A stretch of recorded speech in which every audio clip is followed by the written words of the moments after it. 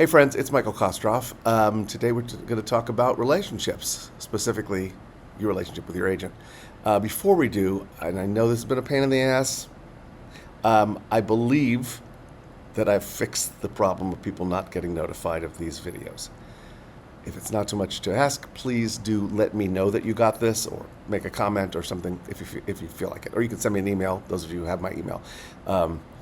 It's been a pain on this end as well.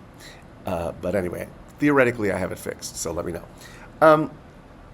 I've noticed that actors, in terms of our relationship with our agents, we tend to cast ourselves as little beggar people, little tiny little villagers, in a village that's terrorized by a monster, and we cast the agent as this big giant that has to be placated, and I've seen people write to their agents and say, if it's not too much trouble, could you spare a moment? I promise I'll be brief. Can we, this kind of language. It's very hard to convince actors that approach doesn't serve you well in terms of how you come across. It's one of those things that we just have a hard time believing, just as we have a hard time believing the casting is rooting for us and wants us to be right for the part. It's just, we have to repeat it over and over to ourselves until we get it. I'm happy to say I have a terrific relationship with my agents and managers. It's very equal status. It's very, nobody treats anybody weird. It is, at the end of the day, a business relationship. If you had a friend who was in a business relationship with somebody that they were intimidated by and didn't want to bother, who used the kind of language like, if you have a minute, can we talk? And these are business partners. You would tell them they were in a pretty unhealthy business relationship. And it is the same for us. It's very easy to think, well, they have lots of clients, or, well, I haven't brought in that much money, or, but if you weren't valuable to them, you wouldn't be on their list. And if they didn't view you as somebody worthy, you wouldn't be on their client list. I'm not talking about freelancing, that's a whole other thing, but even still, being obsequious is not an appealing quality. It doesn't win you points, it doesn't make people like you more. And by the way, full disclosure, I've been that kind of person a lot in my career. And I've learned that, keeping it casual and comfortable is more casual and comfortable for them, With my last agent, we got to the point where we would get on the phone and yak for a couple of hours.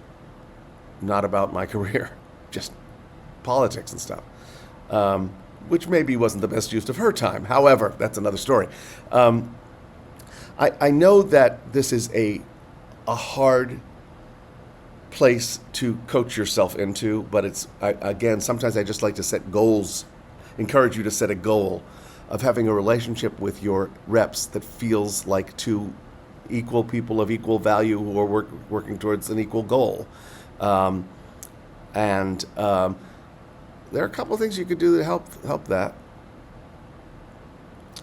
One is that I don't think you should ever ask for feedback.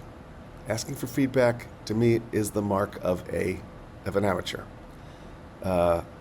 Because casting people are not in the business of having to train actors. And when you say to your agent, can I get some feedback? It says, I'm still learning. I need to learn things. And it's also from the premise that you did something wrong. Where, as I've always said, an audition that you don't book is not an audition where something went wrong. That is the norm. That is the norm. 99%, exactly 99% of the people who audition don't get cast.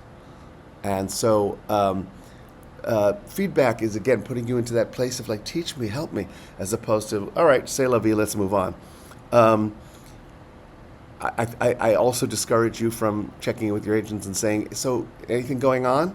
Well, that suggests that you're forgettable, that they forgot about you, or that they're not doing their job. They don't like it being suggested that they're not doing their job.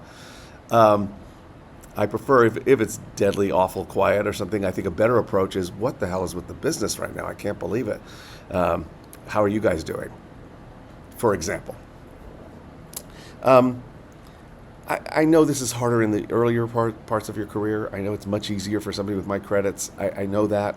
But I also know that many actors think they are scoring points by being small, and it's doing is telling somebody to treat you like you're small. So try working on that language. If you need to talk to them, say, when can we talk? I need about 5 minutes to talk to you. You know, I need, when can we, as opposed to, would it be all right and sorry to bother you. Just pay attention to that. And keep in mind that analogy that I gave you, that it's a business relationship, and if you knew somebody who had a business relationship like that with a business partner, you'd tell them you have a bad partnership. So tell me your thoughts. Tell me you got this video. That would be really good. And I'll be back next week with more thoughts. I hope this is helpful. Okay, take care. Bye.